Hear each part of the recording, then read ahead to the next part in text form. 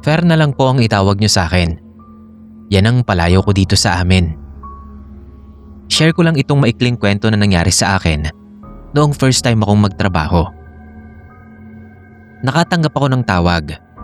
Hired na raw ako sa kumpanya na pinag-applyan ko. Tuwang-tuwa ako nun.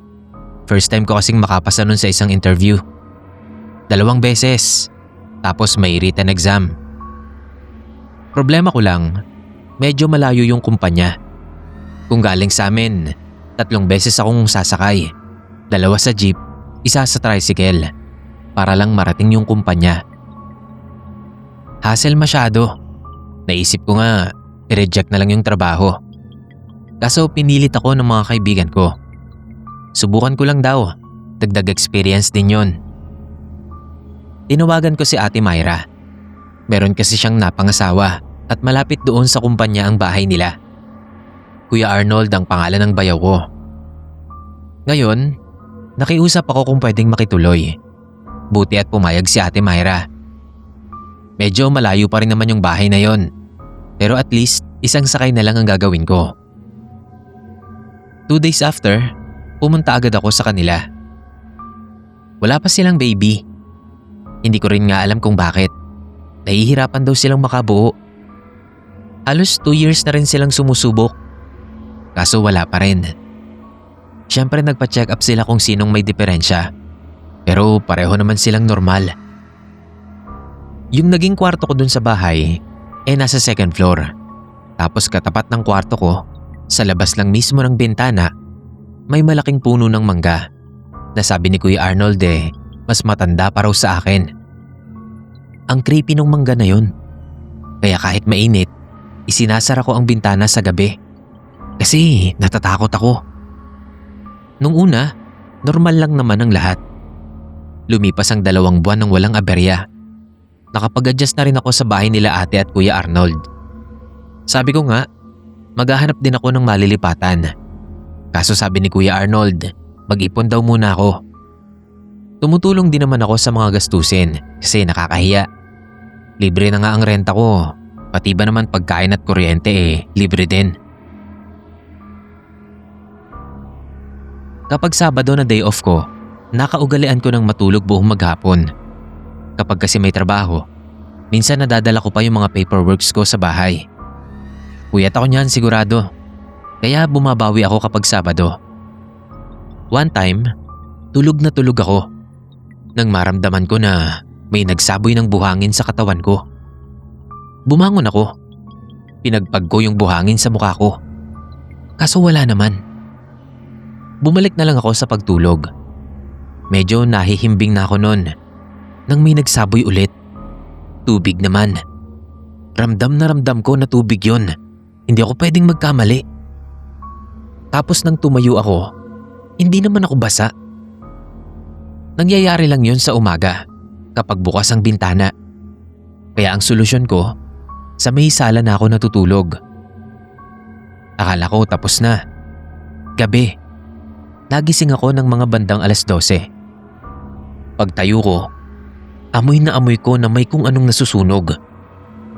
Kinabahan ako kasi baka nasusunog yung bahay. Wala sa sala, wala din sa kusina. Natuntun ko na galing sa labas yung amoy na nasusunog. Agad ko namang binuksan yung bintana. Pagbukas ko, may usok sa itaas ng puno ng mangga. Nang mawala yung usok, saka ko nakita na may ulo. Pula ang mata. Malaking tao. Malaki pa siguro yun sa kahit na sinong basketball player na nakita ko sa TV. Kaya hindi ko agad nakita yung katawan kasi maitim na maitim yung lalaki. Alam ko ang tawag sa ganong klase ng nilalang. Sigurado kong kapre yun. Sinara ko ang bintana. Imbis na sa kwarto matulog, sa labas ako ng sala pumwesto. Buti naman at nakatulog pa ako. Kahit na takot ako nun. Kinabukasan, ikinuwento ko kay Ate at Kuya yung nakita kong kapre. Hindi sila naniwala sa akin. Mga 3 days lang, naghanap na ako ng malilipatan. Sa pagkakaalam ko, hindi pa rin nila ipinapaputol yung mangga hanggang ngayon at wala pa rin silang anak. Tingin ko nga ay may kinalaman yung pagkakaroon ng kapre doon, kaya hindi sila magkaanak.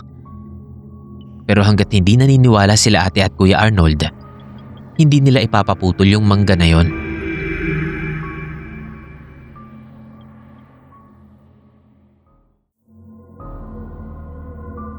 Ako po si Lia. Gusto ko lang mag-share sa inyo ng kwento. Sana mapili nyo kahit hindi naman talaga siya ganun nakakatakot. Tungkol kasi ito sa bayaw ko na pinaniniwalaan naming sinalbahe. Tawagin na lang natin siyang Pedring. Asawa siya ng ate orang ko. Isa siyang Ilonggo. Kilala siya sa lugar namin na masayahin at maingay. Sa umpukan ng mga nagiinuman, palagi siyang bumabangka. Boses niya ang namamayani at madalas na naririnig.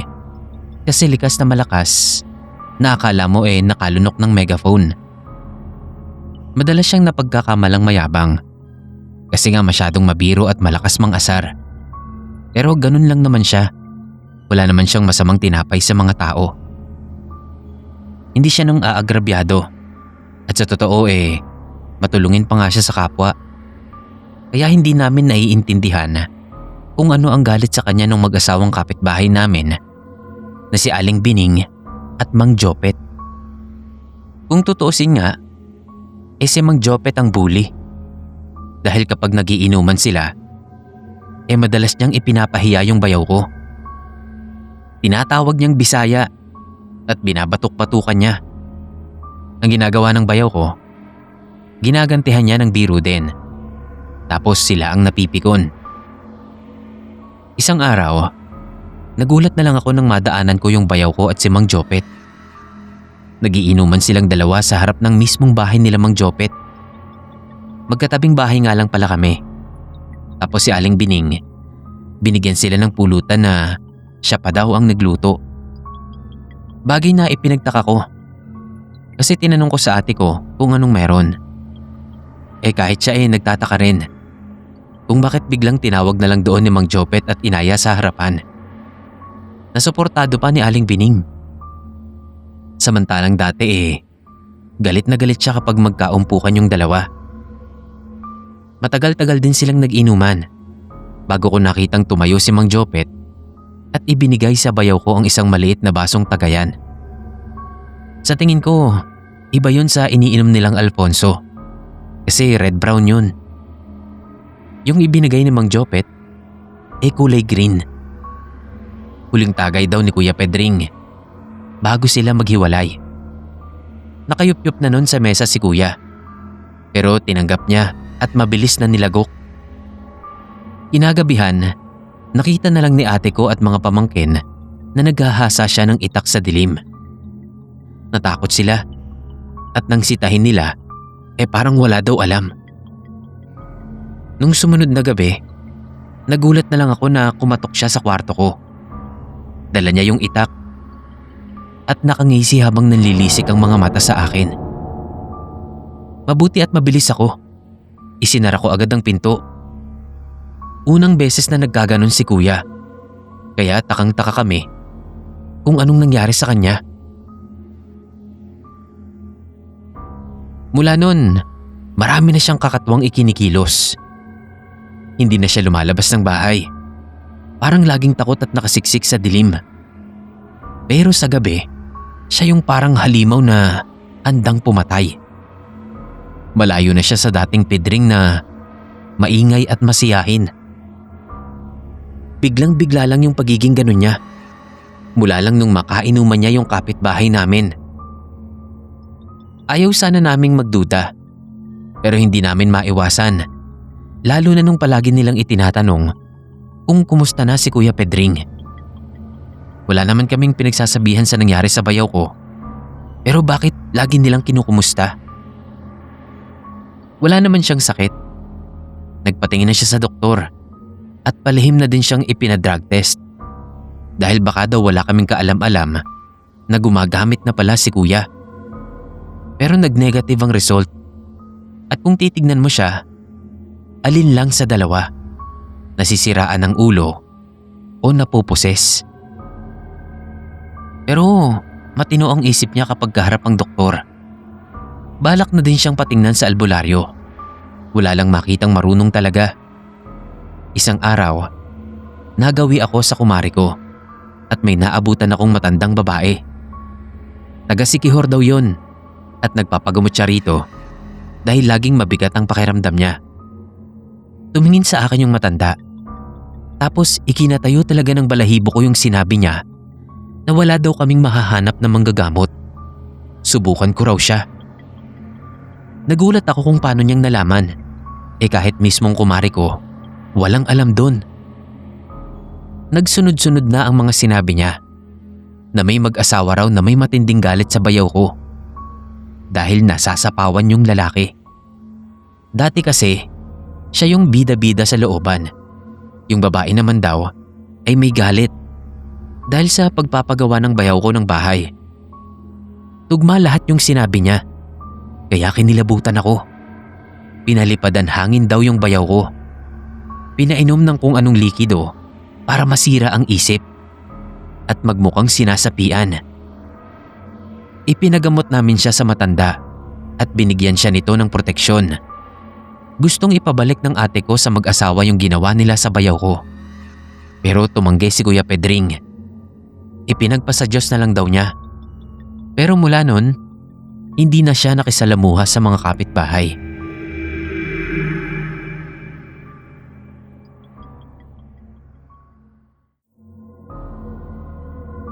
Itago niyo na lang ako sa pangalang Damelan. Isa po akong binabae. Matagal na po akong silent listener ng channel na to. Pero first time ko lang magpapadala ng sarili kong karanasan. 2023 nangyari yon sa sarili naming bahay. Hindi na po ako magbabanggit ng lugar dahil mapapagalitan ako ng ate ko kapag nalamang ikinuwento ko pa. Hindi ko lang pumapigilan na ikwento ito dahil kinikilabutan pa rin talaga ako. At hindi ko akalain na makaka-experience ako ng ganon. Konting background lang po. Nung mag-asawa ang ate ko, buhay pa ang papa namin noon. Siya ang bumubuhay sa aming magkakapatid. Katawang yung ate ko na yon dahil panganay siya at nagtatrabaho na rin. Pero nag-asawa nga siya. Saktong na-stroke noon si papa. Kaya hindi na nakatrabaho. Nagilty si ate. Kaya kinausap niya yung asawa niya na doon na lang tumira sa bahay at tulungan kaming magkakapatid. Nag-aaral pa kasi ako noon at yung dalawa ko namang kuya isang nag-aaral at isang tambay. Dahil mabait ang bayaw ko, pumayag siya. Pero sa paglipas ng mga panahon, hindi naging maganda ang samahan ng bayaw ko at nung dalawa kong kuya. Kasi yung kuya kong nag-aaral, bulakbol. Yung isa naman nagbibisyo at palaging inaaway si ate. Bagay na hindi nagustuhan ng bayaw ko. Katwiran niya, pinapalamon niya kami ng mga kapatid ko. Kaya dapat matuto kaming lumagay sa tama. May katwiran naman siya, pero hindi yun naiintindihan ng mga kuya ko. Kaya lagi silang nagkakabangayan at umaabot pa sa pisikalan. Isang araw ay nadaanan ko si kuya. Tahimik na umiinom ng beer dun sa kapitbahay. Sa forma, mukhang kakatapos lang na naman ng gulo. Nakita ko kasing may pasa siya sa kaliwang pisngi. Mahal ko ang mga kapatid ko, pero alam kong hindi tama ang ginagawa nila sa bayaw ko. Kasi kung tutuusin, wala na siyang obligasyon na pakainin kami dahil malalaki na kami. Pero pinapamilya niya pa rin kami dahil yun ang hiling ni Lolo sa kanya. Kaya hindi ko maiwasang makaramdam ng awa kay Kuya Jerry at inis naman sa mga kapatid ko. Tatalikod na sana ako nang bigla akong mapalingon ulit. Ganun na lang ang panlalaki ng mga mata ko nang makita kong walang ulo si Kuya Jerry. Wala namang nakatabing o anino na kayang makaharang. Kaya malinaw kong nakikita na wala nga talaga siyang ulo. Hindi ko alam kung sisigaw ako o ano. Basta hindi na lang ako nakakilos sa sobrang pagkabigla. First time kong nakakita ng ganun. Kaya nataranta talaga ako. Pero sa takot, hindi ko sinabi sa kanya. Umalis na lang ako. Hindi ko rin sinabi sa ate ko yon. na napasukan kong umiiyak pa rin. Aware naman ako sa mga ganong pamahiin. Alam ko kung anong ibig sabihin nun. Pero ipinagpa sa Diyos ko na lang at umasa na walang mangyayaring masama. Pero nung gabing yon, naalimpungatan ako. May narinig akong komosyon sa labas ng bahay. Dinig ko ang pagkakagulo ng mga kapitbahay. Pero hindi ko pinansin kasi sanay na rin naman ako sa mga ganon. Magulo kasi talaga dito sa lugar namin. Pero nung may kumatok sa bahay at tinatawag si Ate Orang, doon na ako kinabahan. Ewan ko ba? Hindi ko alam nun kung bakit parang maiiyak na ako na hindi ko pa man nalalaman ang nangyayari. Parang may kabang bumundol sa dibdib ko. Napalabas din ako nang makita kong nagtatakbo si ate palabas ng walang suot na tsinelas. Sinundan ko siya at nang makarating kami sa basketball court sa dulo, maraming taong nagkumpulan. May pinagkakaguluhan sila sa gitna. Isa ang humawi sa mga tao para bigyang daan kami ni ate. Ganun na lang ang pagkasindak ko nang makita kong nakahandusay ang dugo ang katawan ng bayaw ko. At pasintabi po, halos humiwalay na ang ulo niya sa katawan sa tindi ng pagkakaputol. Hinimatay si ate pagkakita sa asawa. Ako naman, nanlamig at nanginig ang buo kong katawan sa pagkabigla. Naaalala ko kasi yung nakita ko na walang ulo si bayaw. Alam ko naman ang tungkol sa pamahiin. Kaya parang bigla akong nagilty. Napaisip ako na kung sana ay sinabi ko yun sa bayaw ko o ikinuwento ko sa ate ko, mapipigilan kaya yung nangyari? Buhay pa kaya sana siya? Habang nakaburol siya, paulit-ulit na nagpapakita sa panaginip ko ang walang ulong katawan ni bayaw. Hindi ko man alam kung totoong may kasalanan ako, pero paulit-ulit din akong humihingi ng tawad sa kanya. Hindi rin nagtagal ay sumuko rin si kuya na siyang may kagagawan nun sa bayaw ko.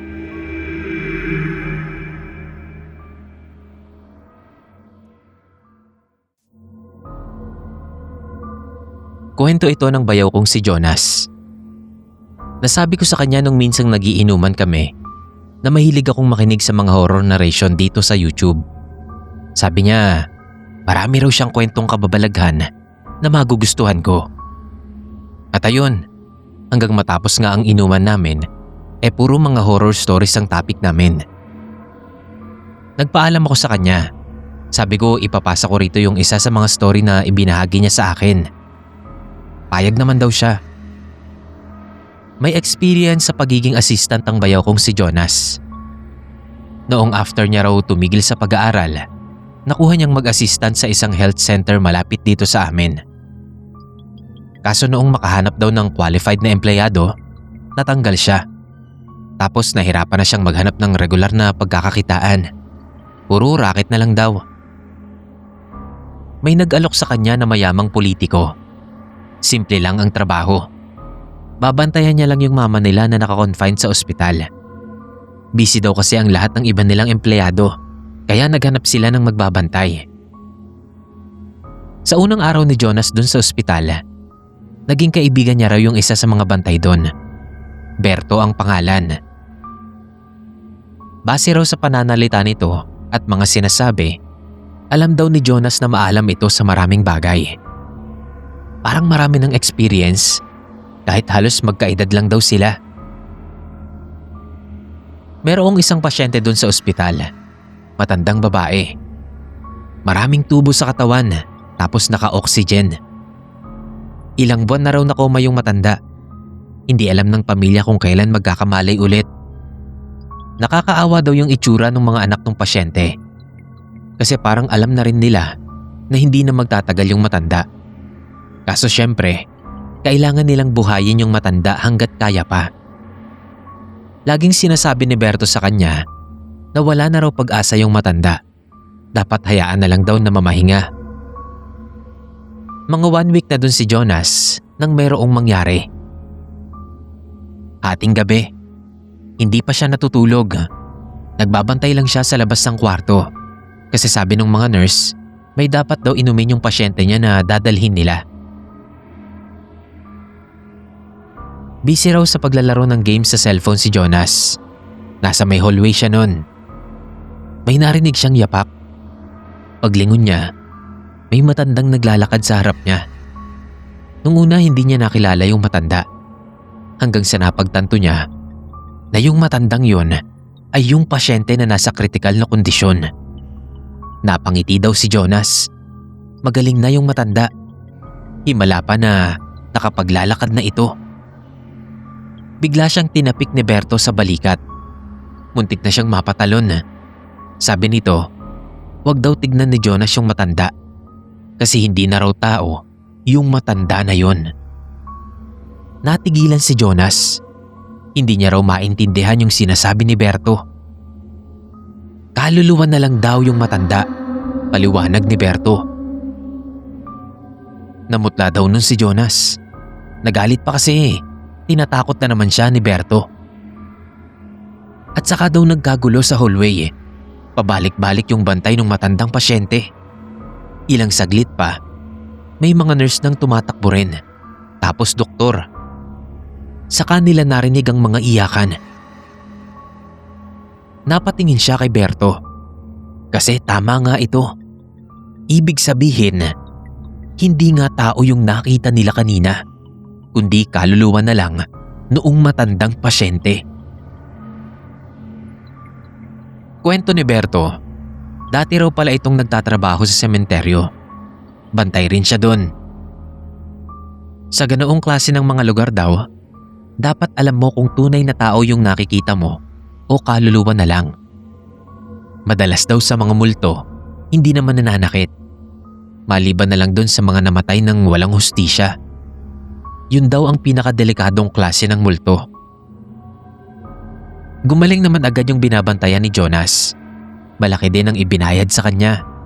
Sabi niya, naging kaibigan niya na raw si Berto na nakilala niya doon sa ospital.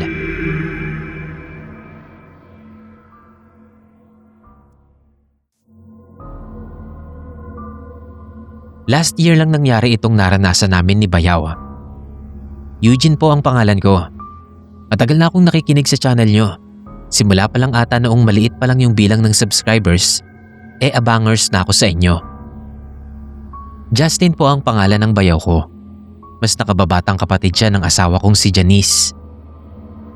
Madalas sa bahay namin si Justin. Madalas kaming maglaro ng video games sa console ko. Siyempre dahil wala naman nun sa kanila, kailangan niya pang dumayo sa amin para maglaro. Madalas mga fighting games o kaya naman ay 2K ang nilalaro namin. Inis na inis siya kasi lagi ko siyang tinatambakan sa 2K.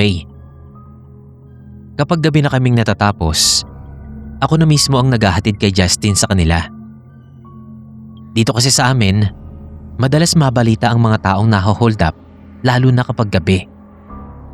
Meron din na namamatay sa saksak dahil hindi daw ibinigay yung hinihingi ng hold-upper. Hula ng mga pulis, kagagawan daw ng mga adik na tambay ang mga krimen. Kasi sila yung lagi mong makikita sa pinakamadilim na parte ng kalsada. Ewan ko rin nga, useless yung tukhang. Ni hindi man lang nabawasan yung mga adik dito sa amin. At nung last year nga, ginabi na naman si Justin. Doon siya sa amin kumain. After nun, bumiyahe na kami sakay ng motor ko. Pagdating sa may sentro, ang haba ng pila ng sasakyan. Sinubukan kong lumusot kasi maliit lang naman yung motor ko. Kaso traffic talaga. Baka madisgrasya pa ako kung lalo akong magpupumilit. Sabi ni Justin, doon daw kami sa shortcut dumaan. Meron kasing shortcut sa likod ng simbahan namin. Madalang siyang daanan ng mga sasakyan kasi hindi pa sementado ang daan. Maalikabok, kapag umuulan naman, maputik. Tapos manipis pa yung kalsada. Kapag nagsalubong ang dalawang kotse, may tsansa na masagi nila ang side mirror ng isa't isa. So lumiko ako at doon na kami dumiretso sa shortcut. Tuyong-tuyo yung daan. Maalikabok talaga. Nagtakip nga ako ng t-shirt sa ilong ko kasi ang hirap huminga. Nung nasa parte na kami na mabato ang daan, binagalan ko ang paandar ng motor. Yun na rin ang parte ng daan na halos wala ng bahay sa gilid. Puro mga bakanteng lote na lang na may nagtataas ang damo. So binagalan ko yung paandar ko nang makita ko na may babaeng naglalakad sa daan. Medyo maalikabok na nun, kaya malabo din ang paningin ko. Nagtaka nga ako kasi parang sinasadya ng babae na bagalan ang paglalakad niya. Tinignan ko yung itsura nito. Mahaba ang buhok niya at nakasuot siya ng puting damit. Hindi ko makita yung mukha niya kasi naka-side view siya. Tinapik ako ni Bayaw na nasa likod ko. Sabi niya dalian na raw namin. Tinanong ko kung bakit. Sagot niya, multo raw yung babae. Hindi raw ito naglalakad, kundi lumulutang. Saka ko lang na-realize na totoo yung sinasabi ni Justin nung mahawi na yung alikabok. Hindi ko makita yung paa niya. Pero totoong nakaangat siya sa lupa at hindi naglalakad. Para kung binuhusan ng malamig na tubig noon sa ulo. Nang madaanan na namin siya, lumingon siya sa amin. Sobrang putla ng mukha niya. Tapos meron siyang malaking sugat sa leeg. Bigla siyang ngumanga at sumigaw. Doon na ako nagpaharurot ng motor. Tumalbog-talbog kami sa mga batuhan. Nung makalabas na kami ni Justin at makarating na sa bahay nila, ang daming sira ng motor ko. Pero okay lang. At least ligtas kami ni Bayaw. Simula nun, hindi na kami dumadaan sa shortcut na yon, lalo na kapag gabi. Kahit pa ma-traffic, okay lang. Sa pagkakaalam ko, nito lang 2025, sinusubukan ng lagyan ng sementadong kalsada doon sa lugar na yon at saka mga poste ng ilaw. Ipapabless din daw ng pare yung daan kapag natapos na itong ipagawa. Sana after nun, matahimik na rin yung multong nakita namin.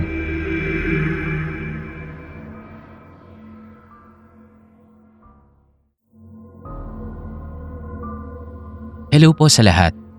Christy po ang pangalan ko. May kwento lang akong gustong i-share sa inyo. Tungkol ito sa kapatid ko at sa napangasawa niya, yung bayaw kong hilaw na tawagin nating Edmundo.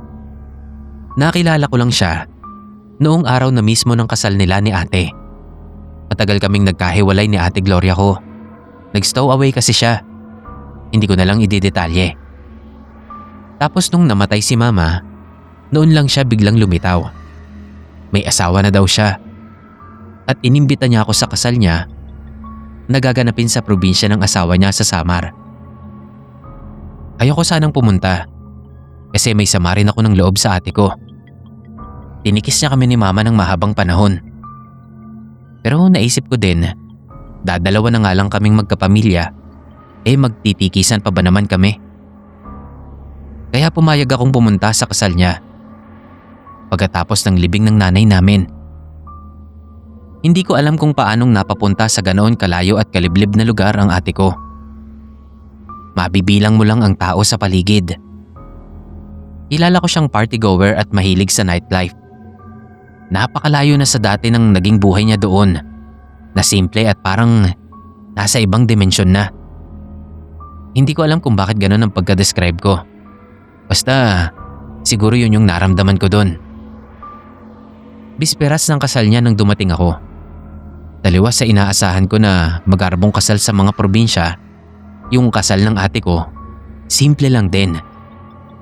Unang-una, wala yung mga tipikal na eksena na nagtutulong-tulong yung mga taong nagluluto ng mga handa sa malalaking kawa. 'Di ba ganun sa probinsya? Wala ring magarbong ayos sa bakuran kung saan doon mismo gagawin yung kasal. Gusto kong tanungin yung ate ko noon. Pero naumid ang dila ko nang ipakilala na sa akin ng mapapangasawa niya. Napatanga ako at nagpalit-palit ang tingin ko sa kanilang dalawa na magkayakap pa. Hindi sa panlalait sa sarili kong kapatid, pero milya ang agwat nila sa itsura. Lalo na tumaba at parang nagkaedad ng triple ang ate ko kumpara sa totoong edad niya. Hindi naman foreigner yung lalaki para masabi kong mahilig sa exotic beauty. Basta hindi sila bagay. Ang nasabi ko na lang, napakaswerte ng ate ko at nakapangasawa siya ng ganon. Pero laking gulat ko nang biglang magsalita yung lalaki at sabihin siya ang maswerte sa ate ko dahil pumayag na magpakasal sa kanya. Wala daw sa itsura ang swerte sa pag-aasawa. Gulat na gulat ako kung paano niyang nalaman ang nasa isip ko.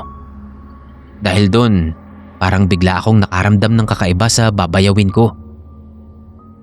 Ang weird lang kasi, paano niyang nabasa ang nasa isip ko? Sigurado naman ako na hindi ko naipahalata sa kanya. Sa takot ko tumalikod na lang ako. Sa madaling salita, nairaos ang kasal ng ganun lang. Iilang tao lang ang bisita. Pero nagulat ako kasi ang daming handang iba-ibang putahe sa mesa. Paano at kailan na ihanda ang mga yun ng ganun kabilis? Tapos bigla na naman siyang nagsalita na wag ko na raw problemahin kung paanong naihanda ang mga pagkain. Ang importante daw ay may makakain ako. Pero hindi ko magawang kumain dahil sa inis ko sa tono niya at sa kabang nararamdaman ko nun. Hindi normal ang nangyayaring iyon. Nababasa niya talaga ang nasa isip ko. Natatakot ako na baka mabasa niyang nawiwirduhan ako sa kanya. Nabigla na nga niyang sinabi na masyado daw akong maraming iniisip tungkol sa kanya. Kumain na daw ako at pagkatapos ay pwede na akong umalis. Hindi ko nagustuhan yung sinabi niya kaya nagpa siya akong wag nang kumain at umalis na lang. Hindi man lang kasi nag-react si ate sa mga kilos ng asawa niya. Para bang tulala lang siya. Kaya nagtataka rin ako. Hindi na kami nagkaroon ng pagkakataong makapag-usap man lang dahil hindi siya iniiwan ng lalaki. Bago lumakad palayo, naisip kong magsalamin at mag-retouch. Mula sa maliit na salamin ay nakita ko ang refleksyon ng dalawa sa likod ko. At nagulat ako na hindi refleksyon ng tao ang nakita ko sa asawa ni Ate Gloria. Biglang lingon ako. Pero normal na tao naman siya. Pero pagharap ko ulit sa salamin, nag-iba na naman. Hindi tao ang nakikita kong nakaakbay sa kapatid ko, kundi isang halimaw. Itim na itim at mabalahibo ang buo niyang katawan. Malayong malayo sa gwapong anyo nito kapag wala sa salamin. May sa demonyo pala ang babayawin ko. Kaya niya nababasa ang isip ko. Dali-dali na akong umalis sa lugar na yon. Humanap ako ng albularyo at binalikan ko ang kapatid ko. Pero hindi ko na siya naabutan doon. Siguro ay tuluyan na siyang itinago ng halimaw. Pero hindi ako nawawalan ng pag-asa. Hanggang ngayon, umaasa akong magkikita pa rin kami ng ate kong nagpakasal sa halimaw.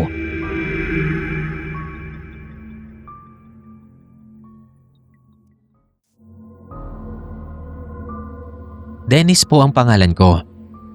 Kwento ito ng kapatid ng asawa ko. Arman ang pangalan niya. Mas matanda siya sa akin ng 3 taon. Bale siya ang panganay sa kanila. 27 daw itong si Kuya Arman nang makarating sa Visayas. Doon daw kasi ito nakahanap ng trabaho at doon na rin nakapangasawa. Medyo galit nga sila kay Kuya Arman kasi simula daw nang makapangasawa ito sa Visayas, wala na, hindi na nagparamdam sa kanila. Ni sulat man lang o kaya simpleng text, hindi raw nito magawa.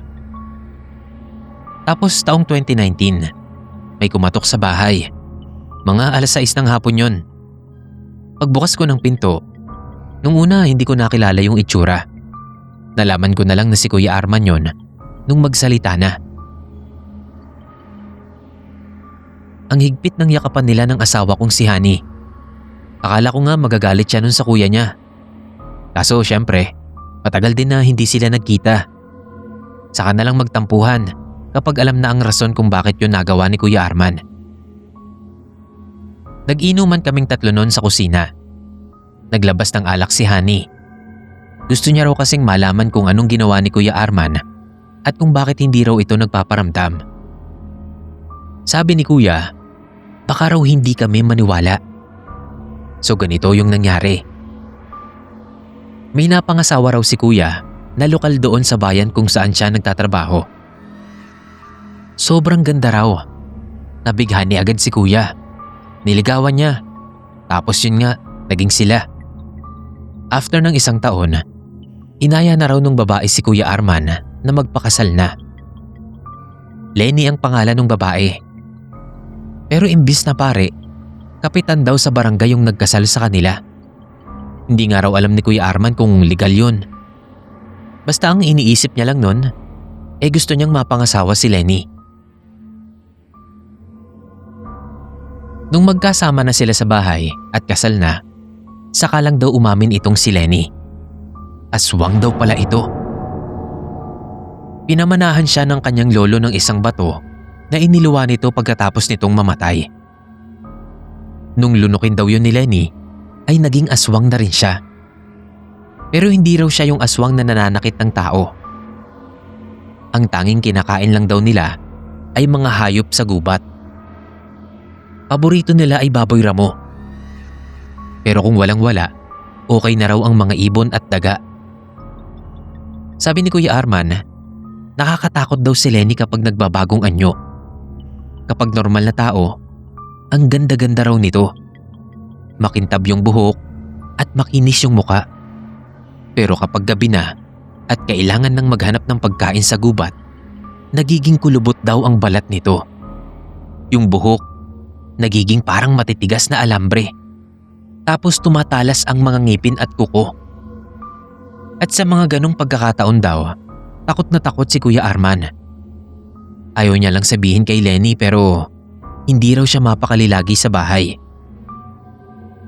Madaling araw na daw kung umuwi itong si Lenny. Busog na ang tiyan pero babalik din naman sa normal ang itsura. Lagi raw sinasabi sa kanya ni Lenny na kapag magkakaanak sila, ipapamana rin niya yung batong nilunok niya sa kanilang anak. Hindi naman makatanggi si Kuya Arman kasi baka magalit si Lenny.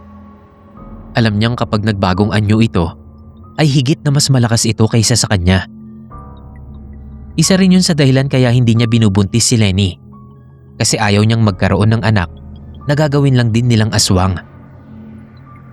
Naghanap lang ng tiyempo si Kuya Arman. At nung isang hating gabi na wala si Lenny at alam niyang matagal pa bago ito umuwi, ay naglayas na daw si Kuya Arman. Diretso sa bangka at saka siya bumiyahe pabalik sa lugar namin. Nung una, ayaw naming maniwala ni Honey sa kwento ni Kuya Arman. Pero kita namin na yung mukha niya ay hindi nagsisinungaling. Sabi ni Kuya Arman, wala na raw siyang balak bumalik pa sa lugar na yon. Dito na siya ulit sa amin magtatrabaho at maghahanap ng panibagong asawa. Sa ngayon ay may bago ng asawa si Kuya Arman. 3 na rin ang anak nila. Kaso, araw-araw pa rin siyang nangangamba na baka dumating ang panahon na masundan siya dito. Siguro mag-a-update ako kung sakali mang mangyari yon.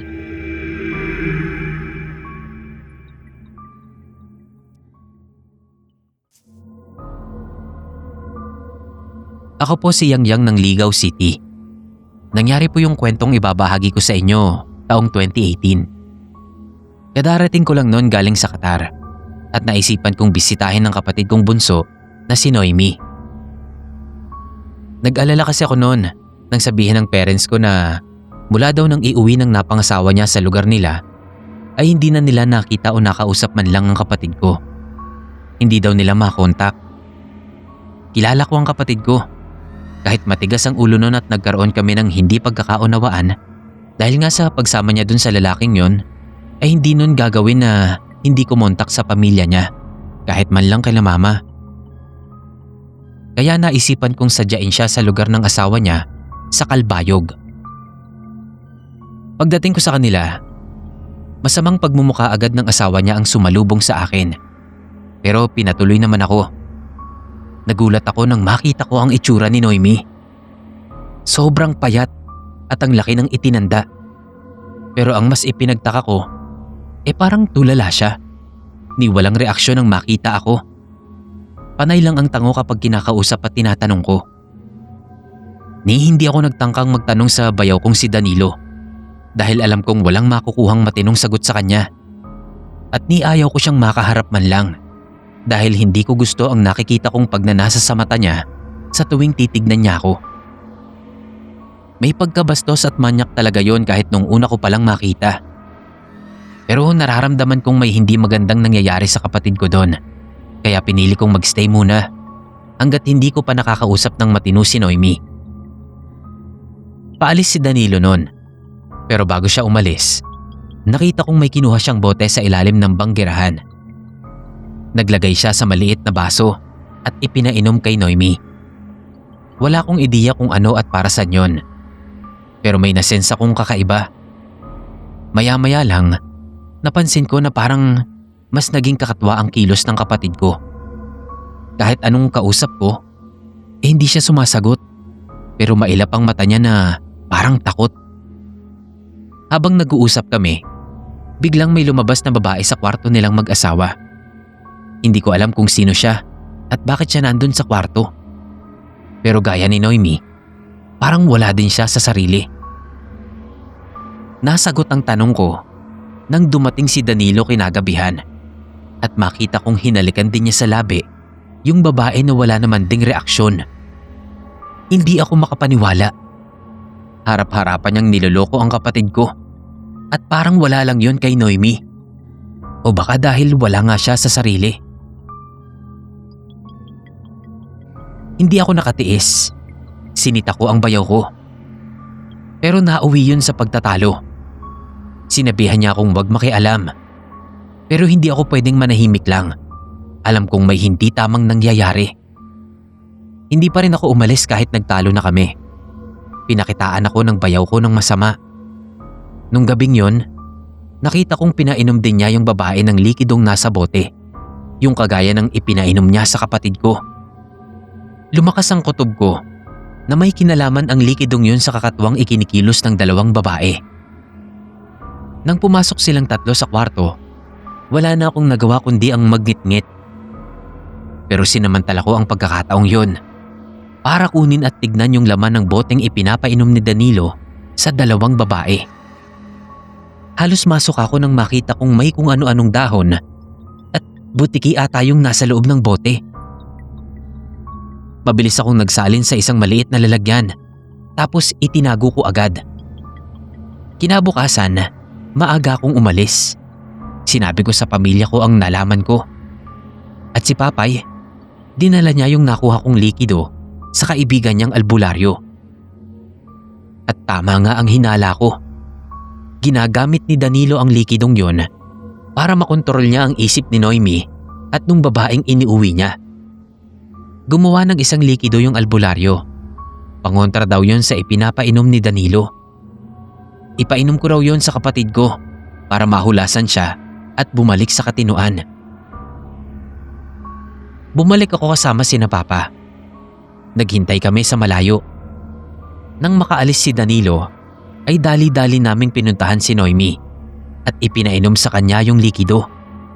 Ganon din yung babae ni Danilo. Pero hindi na namin hinintay na umepekto yun. Sinakay na namin si Noemi sa sasakyan. Habang nasa daan, nagulat pa siya nang makita kami. Umiiyak na ikinuwento niya ang lahat. Na hindi naman daw niya gusto talaga ang bayaw ko. May ipinapainom lang daw sa kanya at doon ay parang nagiging kontrolado na nga nito ang isip nilang dalawa. Patuloy namin siyang ipinagamot sa albularyo. Kaya nang puntahan siya ni Danilo, ay nagtaka pa yun nang hindi niya na mapasunod si Noemi. Hindi na makakapangyari ang masamang gawain niya dahil hindi niya nakontrolado ang kapatid ko.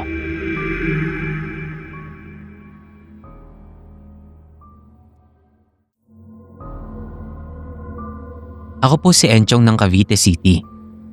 Gusto ko pong ibahagi sa inyo yung kababalaghang naranasan ko sa bayaw ko noong taong 2015.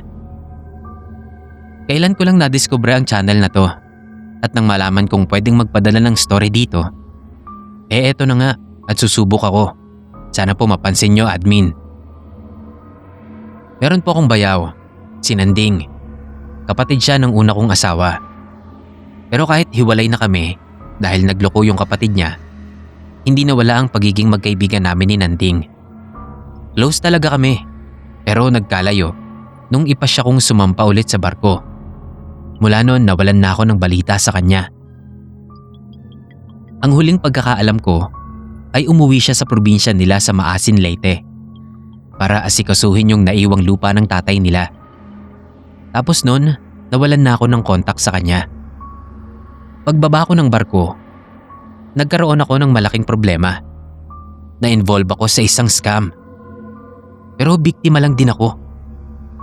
Natakot akong harapin ito. Kaya ang naisip ko ay magtago muna pansamantala. At kay Nanding ko nga sana naisip na magtago. Pero hindi ko na siya makontak. Ayoko namang magtanong sa kapatid niya na dati kong asawa. Kaya nagpasya ako na puntahan na lang siya. Total, alam ko naman ang lugar nila dahil minsan na rin akong nakapagbakasyon doon. Mula Manila, bumiyahe ako papuntang Maasin, Leyte. Padilim na nang dumating ako ron. Looban pa yung sa kanila. Pero mabuti at medyo malapit-lapit lang sa kalsada yung bahay nila. Kaya hindi naman ako gaanong nahirapan. Nagtanong-tanong din ako kasi malaki na rin ang ipinagbago ng lugar. Nagtaka lang ako sa reaksyon ng matandang lalaking napagtanungan ko. Parang hindi siya makapaniwala na si Nanding yung hinahanap ko. Nag-usisa pa nga kung bakit ko raw hinahanap, pero magalang na akong nagpaalam. Tatawag pa lang sana ako sa bahay nila nang kusa nang bumukas yung pinto. Bumungad sa akin ang nakangiting bayaw kong si Nanding. Sa ilang taon na hindi namin pagkikita, malaki rin ang ipinagbago niya. Pumayat siya at kahit na may kadiliman sa bahay niya, kita kong maputla siya. Parang may sakit. Mag-isa lang siya doon, matandang binata kasi. Masaya naman siya nang makita ako, pero hindi niya naitago yung katamlayan niya. Kaya nagtanong ako kung okay lang ba siya. Okay lang naman daw. Inalok niya ako ng makakain, pero tumanggi ako. Nagpakabusog na kasi ako sa huling stopover ng bus. Habang nagkukwentuhan kami, ramdam ko talaga ang pagbabago sa kanya. Hindi ko lang matukoy kung ano, pero sigurado kong may nagbago. Pagod at inaantok na rin talaga ako noon. Kaya nang masiguro kong okay sa kanya na magtagal ako ng ilang araw doon, napanatag na ako. Nagsabi ako na magpapahinga na muna ako at bukas na namin ituloy ang pagkukwentuhan. Sumang-ayon naman siya, tapos pinahiga niya na ako sa isang bakanteng kwarto. Ganon din siya. Pagkahiga ko, wala na akong namalayan pa. Sobra din kasi ang pagod ko sa biyahe, kaya nakatulog agad ako. Mataas na ang araw nang magising ako. Bumangon na ako at lumabas ng kwarto. Pero wala si Nanding sa loob ng bahay. Wala din siya sa labas nang sumilip ako. Ang naisip ko lang noon, baka may binili o baka may pinuntahan saglit. Habang hinihintay siya, ay inilibot ko ang tingin ko sa kabuuan ng bahay. Sira-sira na din ang mga gamit, pati na yung ilang parte ng bahay, na para bang matagal na yung abandonado at walang nakatira. Hindi ko talaga maintindihan kung paanong nangyari yon. Samantalang nung gabi lang na dumating ako, hindi naman ganun ang itsura nun. Si Nanding lang ang makakasagot nun. Pero wala nga siya at hindi ko makita. Kaya lumabas na muna ako sa bahay. Nakita ko ulit doon yung matandang napagtanungan ko. Naalala ko na tiyuhin nga pala siya nila Nanding. Tinawag ko siya at tinanong kung nakita niya ba si Nanding. Napakunot yung noo ng matanda. Hindi ko alam kung hindi niya naintindihan ang tanong ko dahil Tagalog ang salita ko. Bisaya kasi siya. Pero sinagot niya naman ako ng Tagalog din. At gano'n na lang ang pagkabigla ko nang sabihin niyang hindi niya nakita si Nanding at hindi niya na makikita pa kahit kailan dahil 3 taon na raw palang patay ang bayaw ko. Sa pagkabigla ay hindi agad ako nakapagsalita. Hindi ko naman makita sa itsura ng matanda na nagbibiro lang siya. Patunay nga din ang naging pagbabago ng itsura ng bahay Kung ano mang kababalaghan yung nangyari sa akin, pasalamat pa rin ako kay Bayaw at kahit isang gabi ay pinatuloy niya ako.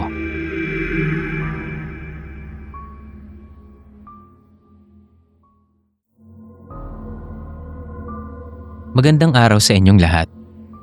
Ako po si Carlo. Nagbabaka sakali ako na matanggap tong kwento ko at maisama sa mga video nyo. Recently ko lang kayo na-discover. May isang kaibigan na nagsabi sa akin na meron daw ganitong channel. Tapos naisip ko, magpasa rin ako ng kwentong kababalaghan. Bale nangyari to 8 years ago na rin. 2018 yon. Bagong kasal kami ni Hana. High school sweetheart ko siya. First year kami nung una kaming naging magkaklase. Pero dahil torpe, third year na nung magkalakas loob ako na manligaw. At sa awa ng Diyos tumagal naman kami. Hanggang sa ikasal na nga kami ng 2018. Ang nakapanghihinayang kasi, sakto din noon na namatay ang tatay nila. Ang lungkot noon ni Hana. Dalawa lang silang magkapatid. Si Hana tapos yung bunso nila na bayaw ko, si King. Ang nanay naman nila, matagal na ring na maalam dahil naman yun sa sakit. Mabait na bata itong si King. Close din sila ni Hana. Siyempre nung namatay ang tatay nila, mag-isa na lang si King sa bahay nila. Tinanong ko nga siya kung ayaw ba niyang doon na lang sa bahay namin ni ate niya. Ayaw naman daw. Baka daw makaabala siya sa amin. Katapusan ng taon nun, mga December, magpapasko. Pumunta si King sa amin. Natatakot daw siya sa bahay nila. May mga nakikita raw siyang naglalakad sa loob, kahit siya lang naman mag-isa. Minsan naman may nakatayo sa labas ng bahay. Minsan naman may boses na nagsasalita. Pero ang pinakamalala daw ay kapag nagigising siya sa umaga, may mga pantal daw siya sa katawan, nahugis daliri at kamay. Pero hindi naman daw masakit at saka nawawala din naman daw ito kapag lumabas na siya ng bahay. Nagtatanong siya sa amin noon kung ano daw pwede niyang gawin para mawala yon. Tinext ko yung kaibigan kong may third eye, si Rico. Hindi naman siya albularyo o paranormal expert, pero may konting alam din siya sa mga ganoong bagay. Isinama namin siya sa bahay nila King. 4 kami nun. Ako, si Hana, si King, tsaka si Rico. Si Rico ang unang pumasok. Sabi niya, marami raw siyang nakikitang bakas ng kaluluwa sa loob ng bahay. Naglibot-libot siya sa paligid. Binisita niya ang bawat sulok ng bahay. May sinindihan din siyang insenso. Tapos ipinakita ni King kay Rico yung pictures ng pantal niya sa katawan kapag nagigising siya. Matagal na natahimik si Rico. Tapos humingi siya ng photo album nila King. Pagbuklat niya, napatango siya. Yung multo pala na laging nakikita ni King sa loob, na laging nagpaparamdam at laging humahawak sa kanya, na siyang dahilan ng pagkakaroon niya ng pantal, ay ang tatay nilang kamamatay lang.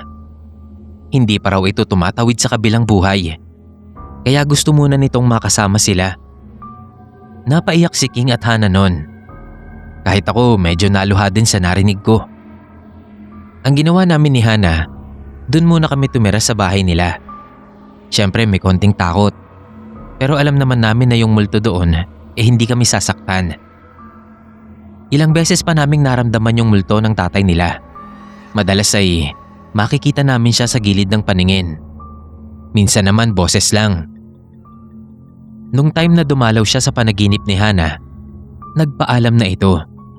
Doon na rin namin nalaman na nakatawid na siya sa kabilang buhay. Simula naman nun, wala na ring nagpaparamdam sa bahay nila King.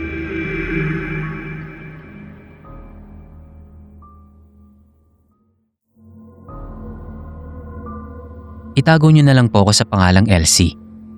Ibabahagi ko po sa inyo ang personal kong karanasan tungkol sa bayaw ko. Way back 2010 pa ito nangyari. 5 buwang buntis ako nun sa panganay ko. Hindi ko na masyadong idedetalye ang pangyayari. Pero nabuntis ako. At sa kaayawan kong maging disgrasyada, Nagpakasal ako sa isang lalaking hindi ko lubos na kilala ang pagkatao. Tawagin na lang natin siyang Ramil. Matapos ang madali ang kasal sa West, iniuwi niya ako sa bahay nila. Nakilala ko ang magulang niyang pareho ng may mga edad at yung nag-iisa niyang kapatid na lalaki na may kondisyong cerebral palsy. Itago na lang natin siya sa pangalang Jerome.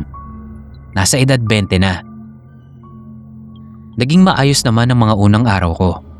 Kahit ramdam ko na parang hindi ako gusto ng mga magulang niya, maayos din naman ang trato nila sa akin. Pero yung bayaw ko, parang may kakaiba sa kanya. Sa pagkakaalam ko, normal naman nga sa may mga kaso ng cerebral palsy, yung para silang zombie maglakad at tumutulo ang laway. Pero nakakausap naman sila kahit pabulol-bulol. Yung kapitbahay ko dati na ganon, okay naman siya.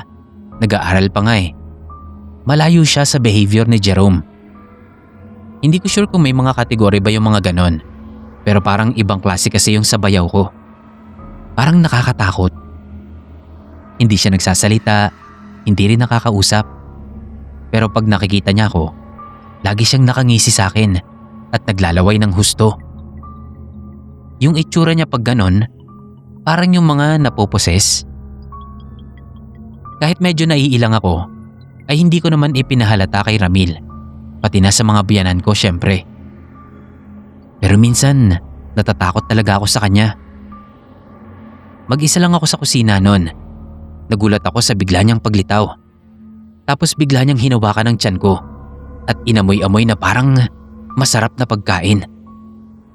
Tapos bigla niyang dinilaan, kaya napasigaw ako. Mabuti nandun si Ramil at agad siyang sinaway. Pero mula noon, nagkaroon na ako ng takot sa kanya. Napansin ko din na hindi na siya laging pinapalabas ng kwarto. Nakalak na lang yon mula sa labas at nakay Ramil ang susi. Nakakalabas na lang siya at nakakalibot sa loob ng bahay kapag nandun ang asawa ko. Bagay na hindi nagustuhan ng mga biyanan ko. Narinig ko kasi silang nagtatalo tungkol doon, pero hindi ako nag-usisa. Habang palaki ng palaki ang tiyan ko, mas lalo akong hindi nagiging komportable. Dumalas kasi ang destino ni Ramil noon. At kapag wala siya, palaging nagwawala si Jerome sa kwarto niya. Gusto niyang lumabas, kaya kinakalabog niya yung pinto ng kwarto. Hanggang isang gabi, wala si Ramil at nagwawala na naman si Jerome. Natatakot ako kasi kakaiba yung sigaw niya. Pero maya-maya, may narinig akong mga yabag na papalapit sa kwarto niya. Kasunod noon ang pagbukas ng pinto at biglang pagtahimik ni Jerome. Alam kong hindi makakauwi si Ramil, kaya nagtaka ko kung sinong nagbukas at pumasok sa kwarto niya. Na-curious akong alamin, kaya dahan-dahan akong lumabas at lumapit sa kwarto ng bayaw ko. Bahagyang nakaawang ang pinto, sapat lang para makasilip ako. Nung una, nakaharang ang katawan ng biyanan kong lalaki at kalahating katawan lang ni Jerome ang nakikita ko. Nakatalikod siyang paupo at sa forma ay parang may pinapangas na kung ano. Kahit kinakabahan na baka mahuli ako, ay hindi pa rin ako umalis. Tapos biglang may tumulo sa sahig na kulay pulang likido. Nang sundan ko ng tingin, nakalitaw na ang buong katawan ni Jerome at nakatagilid na. Kaya kitang-kita ko kung ano yung pinapangas niya. Katawan pala ng patay na pusa. Bigla yung panlalaki ng mata ko. Gumapang ang kilabot sa katawan ko. Hindi ko napigilang mapasigaw sa pagkagimbal. Nang makita nila ako sa pinto, ay sinabayan ko ng pagtakbo papasok sa kwarto namin. At doon ako napaduwal. Halos kalabugin ng mga biyanan ko ang pinto ko, pero hindi ko talaga sila pinagbubuksan. Nag-impake ako at tumakas sa bahay nila. Nang magkausap kami ni Ramil, inamin niya sa akin ang totoo. Ampon lang daw siya ng mag-asawa na may lahi palang aswang. Nakontrol nila ang pagiging aswang at pinilit na mamuhay ng normal sa tulong ni Ramil. Pero hindi yung bayaw ko. Kaya mga hayop ang ipinapakain nila nalingid sa kaalaman ni Ramil. Tinetry niya din kasi si Jerome na maging normal, pero hindi siya matiis ng mga magulang niya. Inilayo kami ni Ramil sa pamilya niya habang sinisikap pa din niya na mawala ang pagiging aswang ng bayaw ko. Nagtagumpay naman siya, pero kung kailan naman siya naging normal na tao at nawala ang pagiging aswang, ay saka naman siya namatay dahil sa pagkakasakit.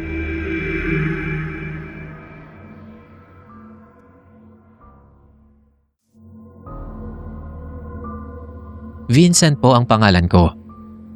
Isishare ko lang sa inyo itong maikling kwento na nangyari noong pumunta kami sa probinsya ng asawa ko. Tina po ang pangalan ng asawa ko. Dito na sila ngayon nakatira sa Pasig. Dati silang taga-probinsya, Quezon Province. Doon sila tumira hanggang sa nag-high school si Tina. Lahat daw ng kamag-anak nila doon, doon pa rin nakatira. Paminsan-minsan umuwi pa rin daw sila doon kapag merong okasyon o kaya ay may namatay na kamag-anak. Nung ikasal kami ni Tina, sumunod na taon, umuwi kami sa probinsya nila. Kasama namin yung bunsong kapatid ni Tina na si Roy. Sobrang pasaway itong si Roy. High school na kasi. Ako rin naman nung high school, aminin kong makulit din akong bata. Pero hindi ako kasing kulit ni Roy. Grabe to. Kapag kasama namin siya, nauubos lahat ng energy namin kakasaway. Lahat pinagtitripan niya. On the way nga kami kinukulit niya yung batang nagtitinda ng mais sa kalsada. Galit na yung bata, pero si Roy hindi pa rin makaramdam. Akala niya laro lang lahat. Pagdating dun sa kanila, nagulat ako sa lawak ng lupain na pagmamayari ng pamilya nila. Pinakamalaki sa lahat din ng kamag-anak nila dun. Siyempre may inuman at videoke. Dun ako first time na nakatikim ng sawa. Adobong sawa. Ang init sa katawan. Pansin ko na sanay na sila kay Roy. Malamang noong bata pa lang si Roy, ganun na talaga siya. Pasaway talaga. Ikatlong araw namin sa probinsya, pinuntahan namin yung fish pond nila. Mga hito raw ang laman ng fish pond na yon. Kaso wrong timing ako, kasi kakalagay pa lang daw nila ng similya, kaya wala pa kaming mahuhuli. Paulit-ulit na sinasabi ng tito ni Tina na wag daw kaming lalapit dun sa puno ng mangga. Kasi hapon na, baka raw mabati kami. Pero si Roy, makulit, inakyat niya pa yung puno ng mangga. Sasawayin ng tito nila. Aalis saglit, pero babalik din naman. Nung malapit na kaming umuwi, nakita ko pang inihian niya yung mangga. Pag uwi sa bahay, nakaramdam ng sakit itong si Roy. Hindi raw siya makatayo kasi yung singit niya parang ang bigat. Namumula raw, simula pa nung makabalik kami mula sa fish pond. Noon pa lang, parang alam ko na kung anong nangyari. Akala namin gagaling pa yon. Kaso kinabukasan, mas lalo pang lumala. Ang laki na ng singit ni Roy. Para siyang may malaking bola na nakatago sa shorts niya. Tinignan ko yon. Nahihiya pa si Roy. Kaso sabi ko, dapat malaman namin kung anong nangyari. Yung itlog niya, kasing laki na ng bola ng basketball. Grabe, maugat-ugat pa tapos violet na ang kulay. Binalita namin yun sa tito nila. Nagalit. Pinunahan si Roy kasi ilang beses niya na raw sinabing wag lalapit dun sa mangga. After niyang sermonan yung bata, may tinawag siyang matanda. Pekto ang pangalan. Nung bumalik kami sa bahay, nalaman namin na naengkanto nga itong si Roy. Inihian niya nga kasi yung mangga at natamaan daw yung engkanto. Kaya niya isinumpa si Roy. Ang gusto lang daw nitong kapalit ay isang biik na alay. Naghanap kami noon ng nagbebenta ng biik. Nahirapan pa kami kasi walang gustong magbenta ng mga biik nila. Tapos nung meron kaming nahanap, mataas naman yung presyong ipinatong. Pumayag na lang kami kahit lugi. Sabi ko, dagdagan ko na lang ang kulang. Pagdating sa bahay, saktong hapon na naman yon. Dinala namin yung biik at si Roy doon sa may fish pond. Nagdasal muna itong si Pekto Ginilitan niya yung biik at saka isinaboy sa palibot ng puno ang dugo nito. Pagkatapos nun, nagpausok siya. Pagka-uwi sa bahay nila, malaki pa rin yung singit ni Roy. Pero sabi niya, gumaan na raw ang pakiramdam niya. At kinaumagahan din nun, magaling na si Roy. Umuwi na kami nung araw din na yun. Siguro ay natuto na rin itong si Roy kasi nabawasan na ng konti ang pagiging makulit niya.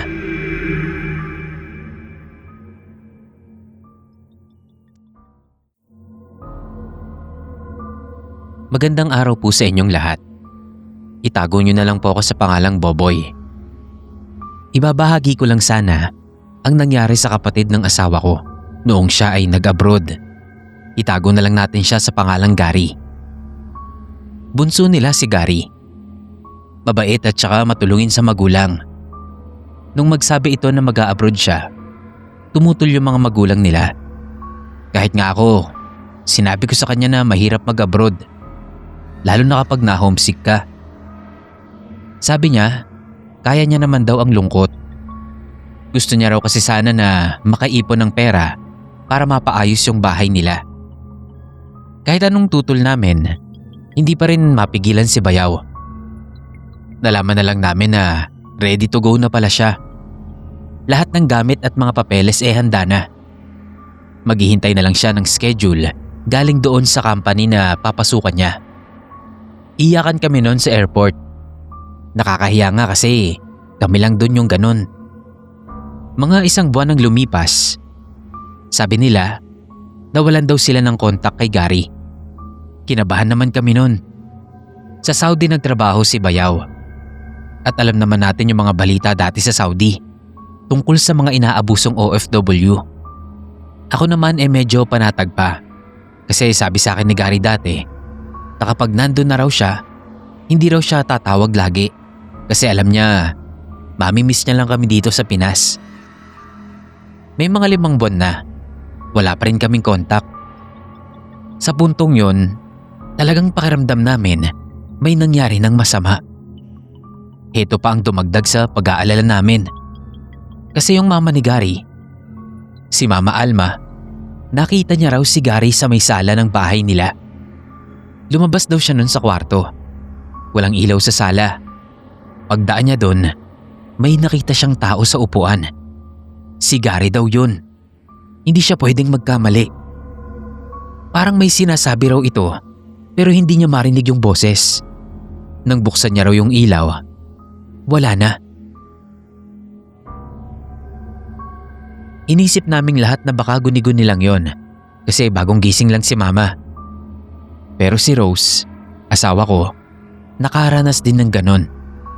At sa bahay mismo namin.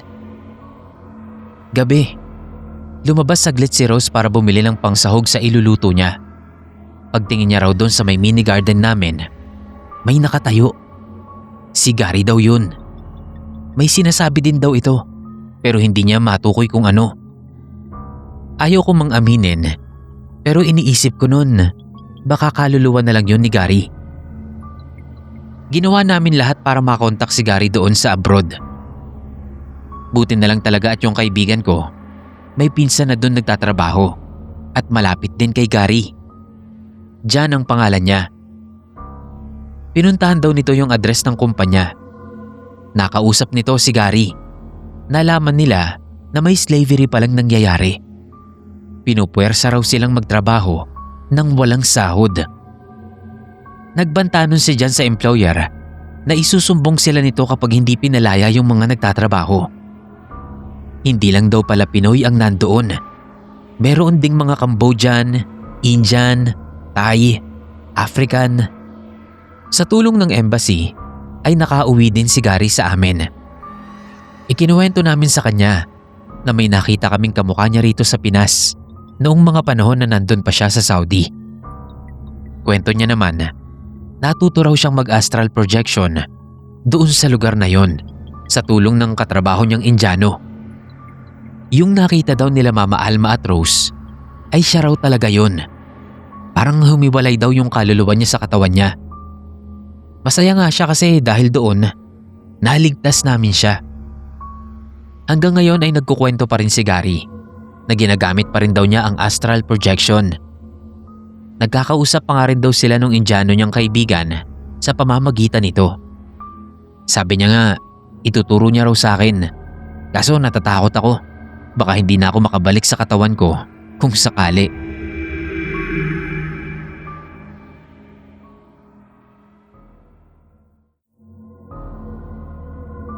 Mapagpalang araw po sa inyo at sa mga nakikinig.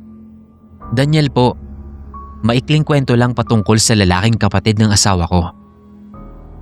Emerson ang pangalan niya.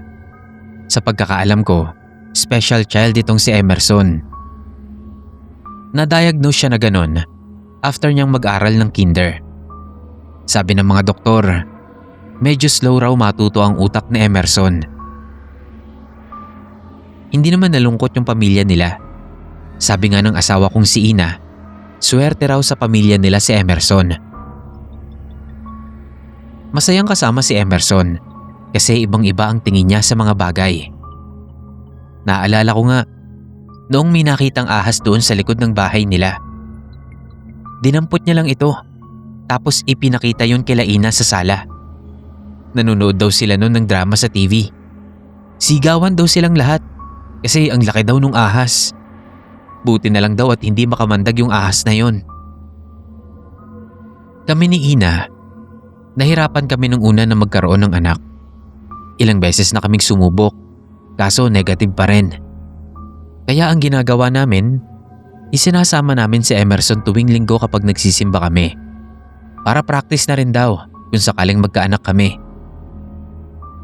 Tuwang-tuwa naman si Emerson. Gusto niya lagi pagkakatapos ng misa, ang tumambay dun sa park tapos kakain ng ice cream.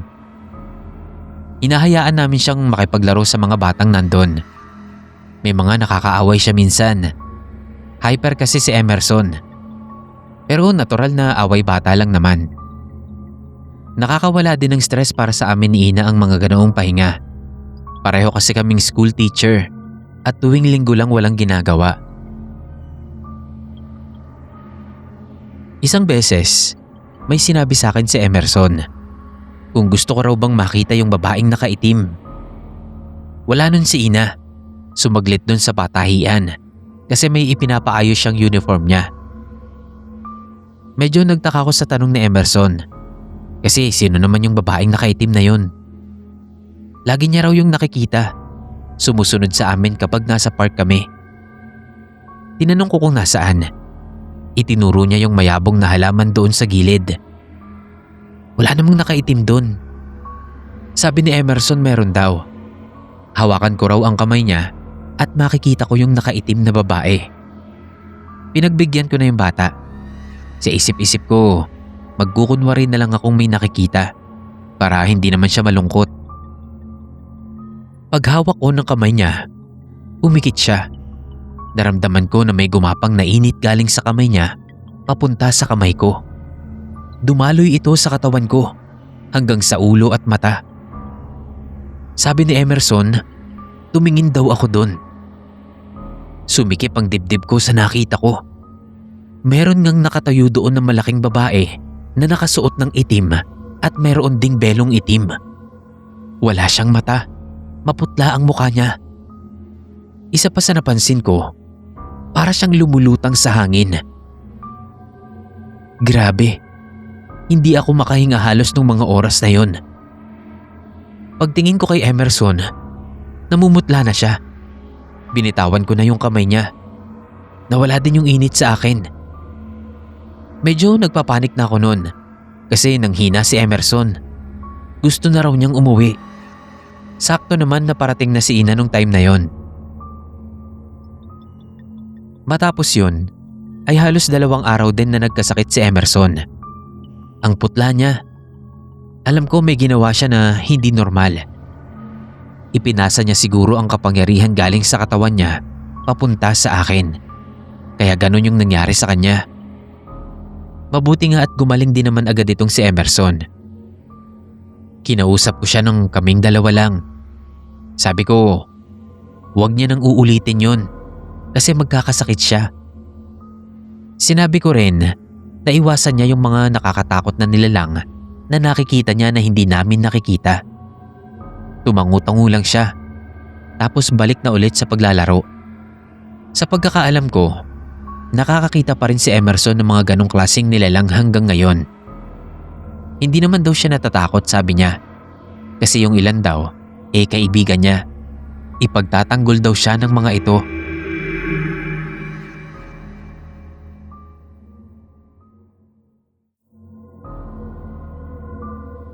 Hello sa inyo. Matagal na rin nung huli akong magpasa rito. Sana itong story ko matanggap ulit. Hindi ito tungkol sa akin. Kwento ito ng bayaw ko nung nasa Tarlac. Van ang tawag namin sa kanya. Sa Tarlac kasi siya nadestino sa trabaho. Medyo malayo sa amin. Pero itong si Van, pursigido. Experience din daw ito. Pampaganda sa resume, sabi niya. Susubukan niya lang daw. Tumagal din siya ng 2 taon sa lugar na yon. Kung hindi pa nga nagsara yung pinagtatrabahuhan niya, ayaw pa sana niyang umalis. Kaso ano namang gagawin niya ron?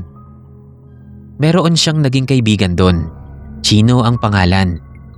Malapit lang sa kanila ang bahay. Kaedad niya raw itong si Chino. Parehas silang mahilig sa music. Kaya kapag walang pasok, pumupunta doon si Van. Tapos sabay silang nakikinig ng mga metal bands na paborito nila. Tapos sumubok din daw sila na gumawa ng sariling music. Makalipas ang 1 taon, mas naging close na sila. Pati yung mama at kapatid ni Chino, close na rin daw kay Van. Tuwang-tuwa ito sa kanya. Kasi dati palang lasinggero itong si Chino. Buti raw at dumating si Van.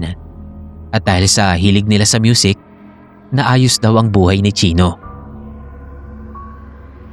Naikwento sa kanya ng kaibigan na namatay yung lola nila na taga Isabela.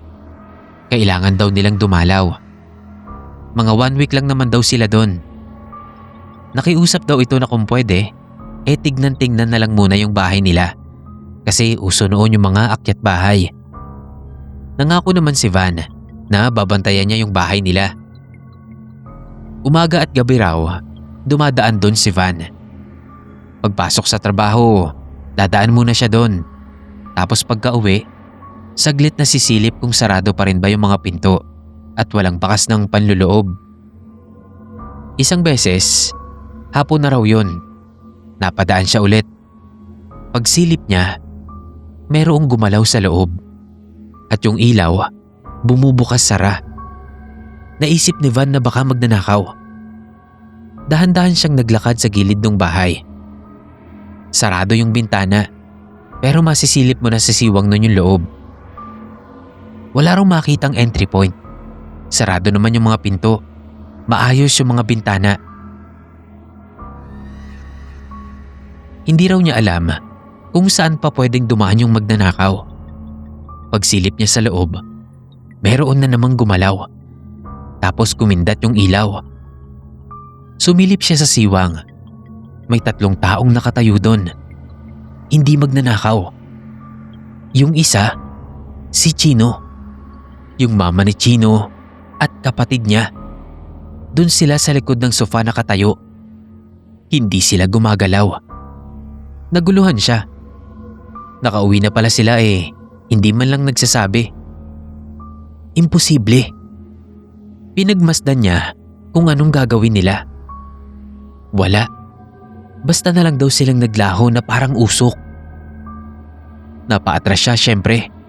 Natakot. Isa lang ang nasa isip ni Van nun. May nangyaring masama. Pagdating sa boarding house, tinawagan niya si Chino. Hindi sumasagot. Nagtanong-tanong din siya sa mga kaibigan ng mama ni Chino sa lugar nila. Wala rin daw balita. Naulit pa yun ng 1 beses. Nakita niya ulit sila Chino, mama nito pati na yung kapatid. Nandun ulit sa bahay. Tapos biglang naglaho. Makalipas ang 8 araw, saka lang dumating ang balita. Nadisgrasya raw yung sinasakyan nilang bangka doon sa Isabela, patawid sa isla kung nasaan yung lola nila. Tumaob daw yung bangka. 7 ang patay, kasama na sina Chino, mama niya at ang kapatid niya. Hindi na raw na-recover ang mga katawan. Ang bigat ng pakaramdam noon ni Van, ni hindi man lang daw siya nakadalaw sa libing nila dahil hindi niya rin alam kung saan pupunta. Ang alam niya lang talaga Isabela sila. Ipinagpasa Diyos na lang daw ni Van ang lahat. Nung umuwi siya, nalaman niya na yung bahay pala ay sa isa sa mga pinsan nila Chino napunta. Naalala raw niya yung nakita niya doon noong mga panahong bumabiyahe pa lang sila sa Isabela. Premonition ba yon? Siguro nga, premonition nga raw.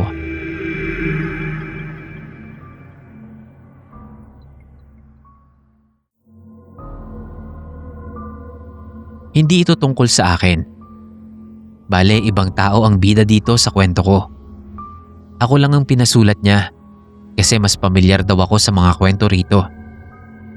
Paulo ang pangalan ng kapatid ng asawa ko. In short, bayaw ko siya. Panganay si Kuya Paulo sa kanila. Bading siya. Pagmamay-ari niya ang isa sa pinaka-successful na salon dito sa amin. Marami siyang kliyente na mayaman. Sabi niya nga sa akin, kung bading din daw ako at marunong magkulot, ay kukunin niya raw ako para mas mataas ang sahod ko. Tumatawa na lang ako at sinasabing hindi para sa akin ang ganong trabaho. Galante yang si Kuya Paulo. Matulungin din. Kapag kapos kami, sa kanya kami lagi nakikiutang. Mahilig din sa pusa si Kuya Paulo. Hindi kasi siya mahilig sa boyfriend. Alam niya kasi na madalas sa mga ganong klase ng relasyon, pera lang ang habol sa tulad niyang bakla. Kaya ang pinagtutuunan niya na lang ng pansin yung mga alaga niyang pusa. Dati isa lang ang pusa ni Kuya Paulo. Piolo ang pangalan. Puting pusa na may konting itim sa muka. Tumagal din siya kay Kuya ng 7 taon. Kumpleto sa gamit. May litter box, mini fountain kung saan pwedeng uminom ng tubig. May parang obstacle course din siyang ipinatayo doon sa bahay nila kung saan pwedeng maglaro yung pusa. At yung pagkain ng pusa, imported na feeds galing sa tita niya na taga-Amerika. Parang ang spoiled na anak eh. Nung mamatay si Piolo, ginawan pa namin ang funeral ceremony. Tapos pinakremate siya. Sabi ni Kuya Paulo, tinago niya raw sa bahay yung abo. Medyo na-depress nun si Kuya. Siyempre, ikaw ba naman mamatayan ng pusa na itinuring mo ng anak? Sabi nga namin, magampon na lang siya ng bago. Kaso ayaw niya. Makalipas ang ilang buwan, kwento sa amin ni Kuya, natakot daw siya dun sa bahay niya. Kasi may gumagamit daw ng obstacle course. Tapos yung litter box, halatang nagalaw. Minsan din daw nararamdaman niya na may tumutungtong sa tiyan niya sa gabi. Tapos naalala niya na ganoon ang ginagawa ni Piolo sa kanya dati. Paulit-ulit lang daw yung pagpaparamdam ni Piolo. Mas nalulungkot lang daw si Kuya kasi lagi niyang naaalala yung pusa niya kapag nangyayari yon. May Facebook page daw na pinagtanungan nitong si Kuya tungkol sa nagpaparamdam niyang alaga.